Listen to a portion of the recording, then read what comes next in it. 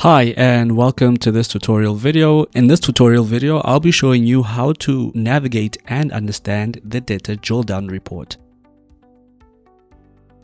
The Debtor Drilldown Report is a detailed financial report which gives an overview of all transactions on the system within a specific period, specific accounts, using specific selected groupings and filters to customize the report to the information you need. Generating the report is only half the story. The real value comes from understanding what the report is telling you.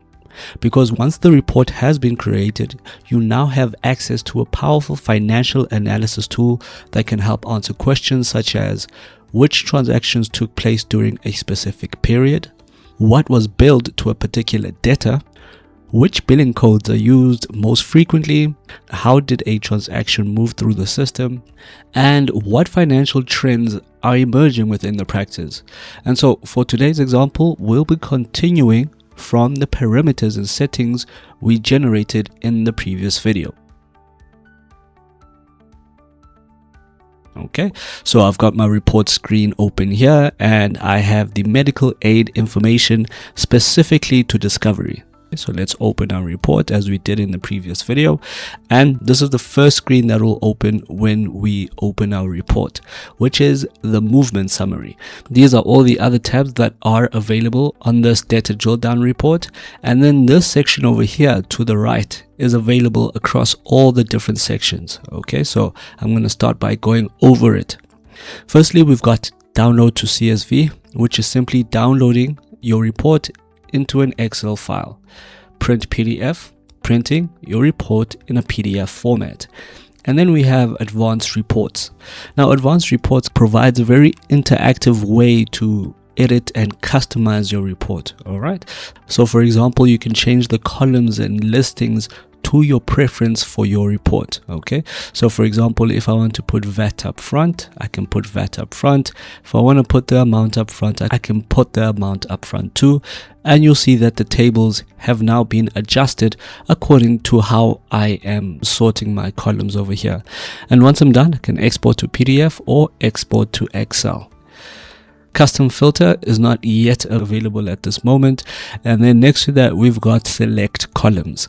Now select columns will simply allow me to select what columns I want to see in my report or specifically on this page.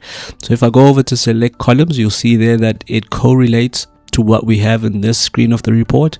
So if I were to say remove all, and all I want to see is transaction type and the amount excluding VAT, and I say apply, that will be the information that I have over there.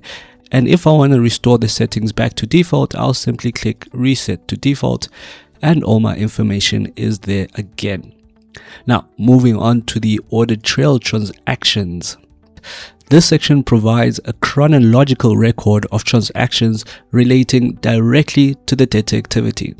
Think of it as a financial timeline, where every transaction is recorded in sequence, allowing us to see exactly what happened and when it happened. And then once again, if you want to change anything here, you can download to CSV, you can print to PDF, and there's some other very useful features on advanced reports. So I'll link the user manual on how to use advanced reports in the description below. All right, and then lastly we've got select columns, and select columns can come in particularly handy for this type of report because as you can see, we've got a lot of information over here.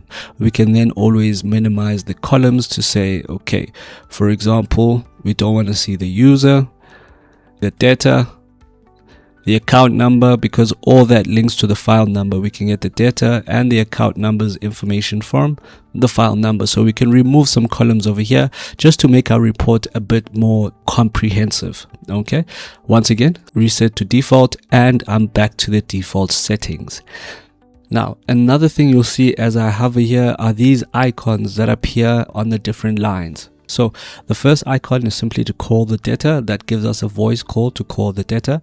The second icon is then to open the patient. So if there's any information that we want to look into regarding the patient, we can always open it and see it over here.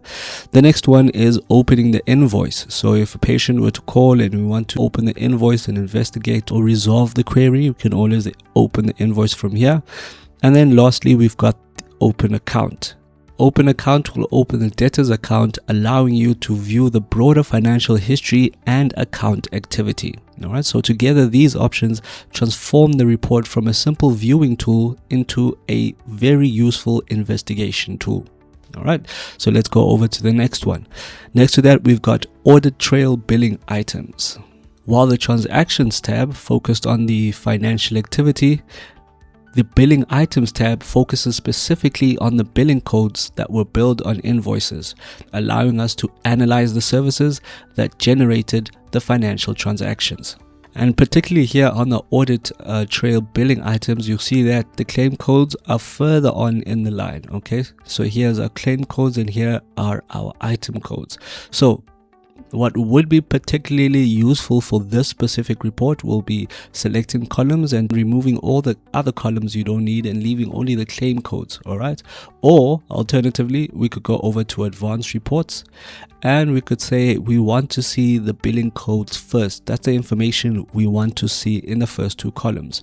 So we can come down over here and we can select, for instance, the item code.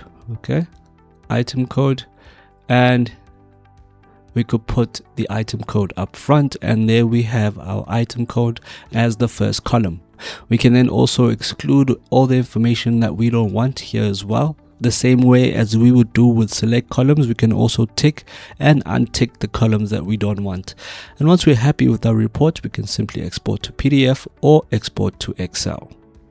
Then the last tab that we have here would be the Code Statistics tab, which essentially provides a comprehensive overview of billing code usage across the practice. Now, this section can reveal valuable operational trends. For example, let's imagine the practice notices a significant increase in chronic disease follow-up consultations over the last 6 months. Using code statistics can identify exactly which billing codes are being used most frequently and determine whether additional staffing, appointment availability, or resources may be required. And with that, we've come to the end of this tutorial video on how to navigate and understand the Debtor Drilldown Report. Thank you for joining me in this tutorial video, and I'll see you in the next tutorial video.